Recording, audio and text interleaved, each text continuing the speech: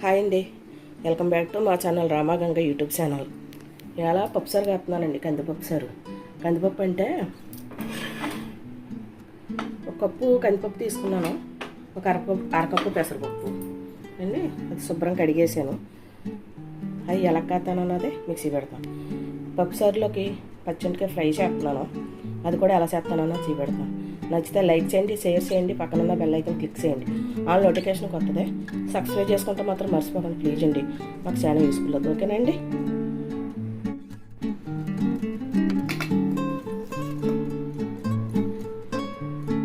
పప్పులోకి కరివేపాకు, పప్పు సబ్జీ, ఉల్లిపాయ ముక్కలు, ఉల్లిపాయ వేసాను,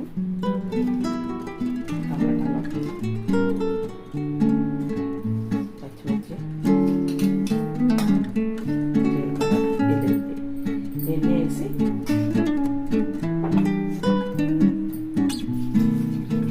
ఒక గ్లాస్ నీళ్ళు వేసాను.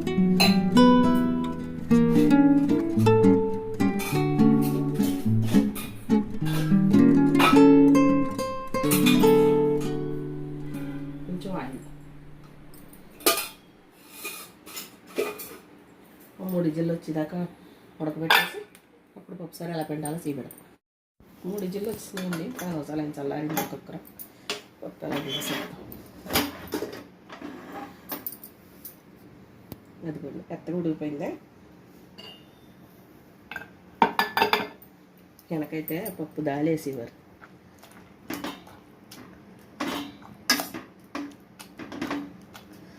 అందరూ కాసేదే కదా పప్పుసార్లు, ఏముంది అనుకోకండి. ఎవరి స్టైల్లో వాళ్ళు కాస్తారు కదండి.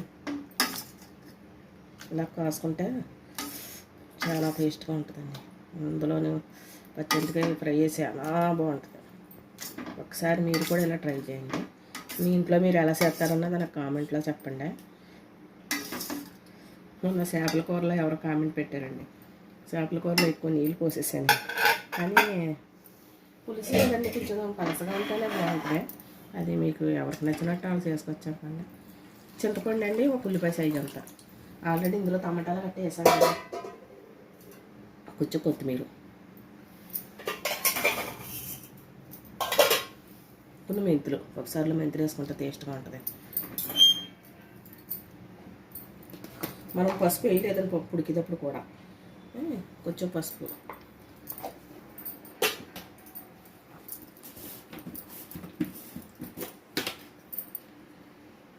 రుచికి తగ్గ కారం, పచ్చిమిర్చి వేసాం కదండి, ఎక్కువ వేయక్కర్లేదు.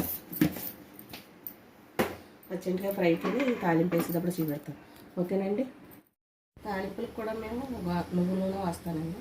ఒకసారి తాలింపు వేసేసి పచ్చిమిరపకాయ ఇప్పుడు కూడా వేసేద్దాం.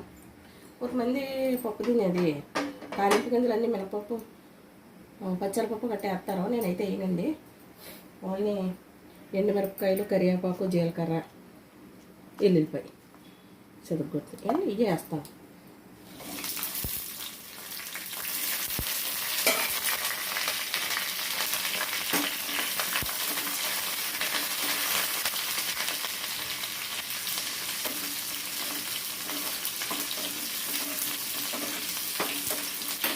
ఒకసారి 10 నిమిషాలు, ఒక అరగంట మరిగితే టేస్ట్గా ఉంటుంది. చల్లగా పెట్టేసి ఒక పావు గంట మరిగించుకుంటే సరిపోతుంది.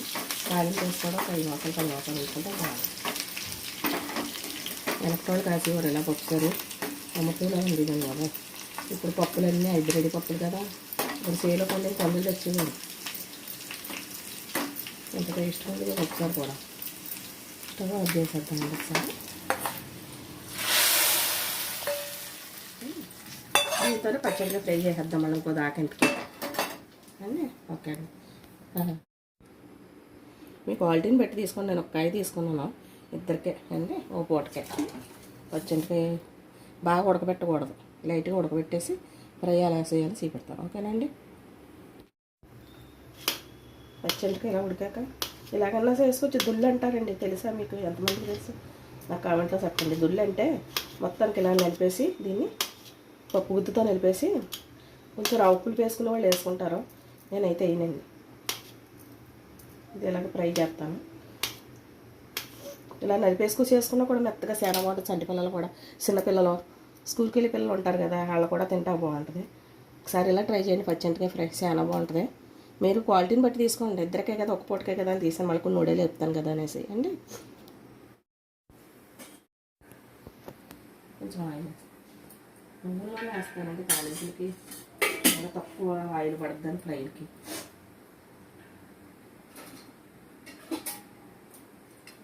ఎల్లుల్లిపాయ, మినపప్పు, జీలకర్ర అంటే పచ్చంటికాయ ఫ్రైకి చాలా టేస్ట్గా ఉంటుందండి. ఇదేముంది అనుకోకండి, ఒకసారి మీరు కూడా ట్రై చేయండి.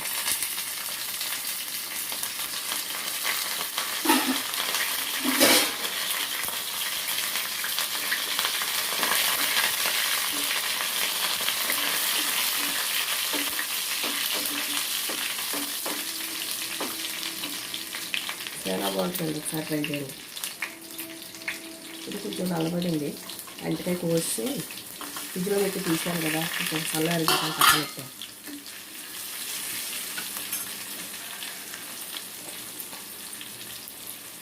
ఇలాగ నేను ట్రై చేసినట్టు ట్రై చేయండి. ఎలా వచ్చిందన్న నాకు కామెంట్లో చెప్పండి. చాలా టేస్ట్గా ఉంటుందండి, అసలు చూడక్కర్లేదు. ఇప్పుడు చేసే వంటలు కాదు కదా, చిన్నప్పుడు అమ్మమ్మ చేసే వంటలు అండి. నేను కొత్తగా నేర్చుకోసేసిన ఏం కాదు. కొంచెం కారం, ఈ కారం తగ్గట్టు వేసుకోండి. కారం కొంచెం సాల్ట్. ఒకసారిలో కళ్ళుప్పు వేసానండి, మీకు క్లిప్ మిస్ అయింది. పింక్ సాల్ట్ ఇది. కళ్ళు వేసుకోకూడదండి ఇలాగా ఫ్రైల్లోను.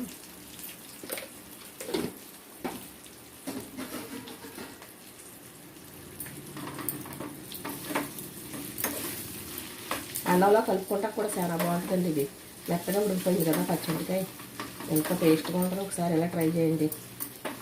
ఒక్కసారి పచ్చడికాయ ఫ్రై వేడి వేడి అన్నంలో ఆహా, ఇంకేం కావాలండి, అంతే కదండి. మీ ఇంట్లో మీరేం చేశారన్నదో నాకు కామెంట్లో చెప్పండి.